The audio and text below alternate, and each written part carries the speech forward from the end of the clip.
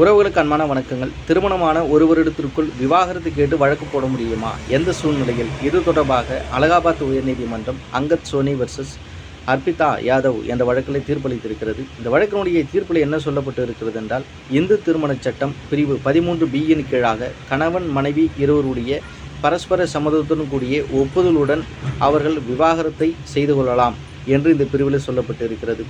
இந்து திருமணச் சட்டம் பிரிவு 14 கீழாக திருமணமான ஒரு வருடத்திற்குள்ளாக விவாகரத்து கேட்டு எந்த நீதிமன்றத்திலையும் மனு தாக்கல் செய்யக்கூடாது என்று அந்த பிரிவிலே சொல்லப்பட்டு இருக்கிறது.